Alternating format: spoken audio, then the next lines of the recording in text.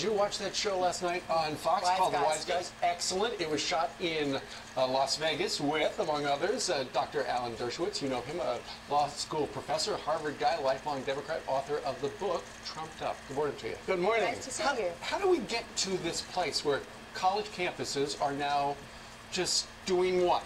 Well, first, we need to encourage dissent on college campuses. You know, when I was a kid, they tried to censor us. That was Joe McCarthy. That was the right. Today, it's the hard left that tries to censor the center, conservatives, people who espouse religious values, and there aren't enough college professors who stand up for the right of dissent. The students are doing it. They're doing a great job, but they're not getting the support of the faculty. They're not getting the support of administrators. So how do you fix this? Intolerance 101. Well, first of all, you fight back. You never, ever allow the bullies, and that's what these are. These are bullies, some of the student groups and some of the faculty groups. They try to shut you down. They scream and yell when you speak. They protest when you come on campus. Look, I'm a centrist liberal. Every time I speak on a campus, there are protests. There are efforts, shut him down, don't let him speak. But these students worry about retaliation, and so do some of the professors. If you go against what the school is preaching, you could get fired, you could get an F on as a grade. Well, it's not so much what the school is preaching, it's what some hard left professors are preaching.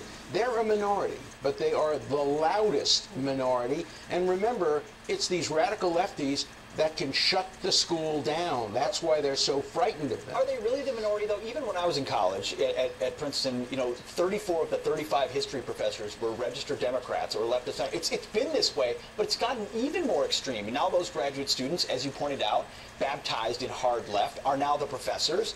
How do you change, to her question, how do you actually go in and change this complex? Well, first of all, the fact that there are many Democrats, I agree with that. If we want real diversity, we have to diversify the student body, diversify the faculty, not only on the grounds of race and gender, but on the grounds of ideology as well. But, you know, the liberal Democrat, like me, is the subject. They hate me more than they hate conservatives, because we're the ones who might be able to influence the students, and we're the ones who they want to shut down. Yeah.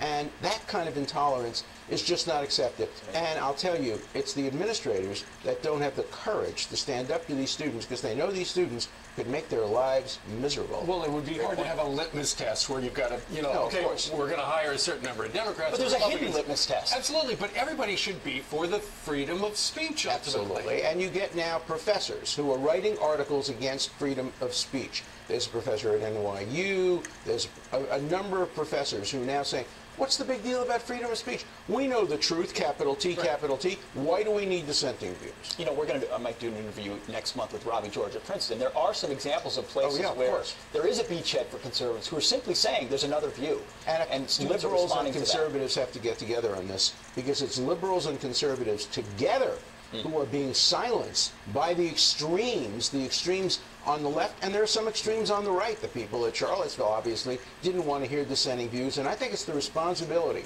of liberals like me to take on the radical left, the responsibility of conservatives to take on the radical right, and the conservatives are doing a better job. Guys at Charlottesville didn't have tenure, though. No.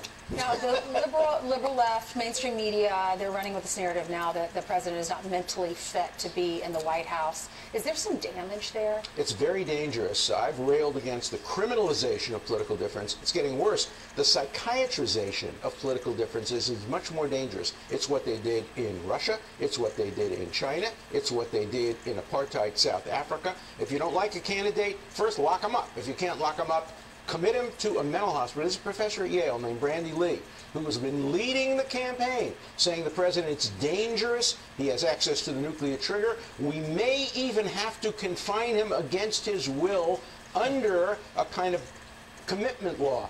Imagine how dangerous that would be. And, you know, psychiatrists are notoriously bad at predicting violence. When he's not even their patient. And remember that what they're looking at are things they knew about before he was elected president. Look, I didn't like what I saw necessarily, so I did what you do in a democracy. You vote for the candidate you prefer. I preferred Hillary Clinton. I knew about her. I knew about him. I made a balanced judgment. But you don't lock them up. You don't put them in mental hospitals if you don't agree with them. That's so dangerous to democracy. Alan, so many people on the left, they're looking at the Michael Wolff book, and they're talking about how apparently some aides in the West Wing have whispered about, you know, we really should consider the 25th Amendment because the boss, not good upstairs. Explain the 25th Amendment. 25th Amendment is designed for when somebody has a stroke or somebody is unconscious. Perhaps what happened when President Wilson was president and he had a stroke, a serious stroke.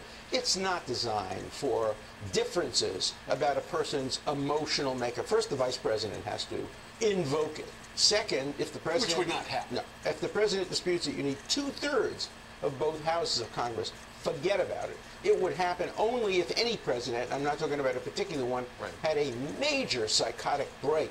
Look, we once had a Secretary of Defense. His name was Forrester. He jumped out of the window of the Walter Reed Center. He thought the communists were coming after him. He was the Secretary of Defense. Okay, that's a proper basis for removing somebody from office, but not disagreement about policies, politics, style, even emotional approach to problems. You have a president who says, I have a bigger nuclear button than you do. You have a oh, by the way, one of the things she talks about that's a symptom of his mental illness is that he recognized Jerusalem as the capital of Israel. And so did the majority of the Senate and majority of the House. And so did I support that. Am I getting locked up next? Yeah, we might need to. So to quote Alan Dershowitz regarding the 25th Amendment and this president, forget about it. Forget about it. It's not going to happen unless, you know, God forbid, any president has a stroke or anything like this. But taking what he ran on, and that's why he was elected president, and using that to invoke the 25th Amendment would undercut the basic contempt of the framers of the 25th Amendment. You are a wise guy, sir. Thank you. My mother always said to me, don't be a wise guy. Don't be a wise You were guy. last night. You were last night. Right. Thank you.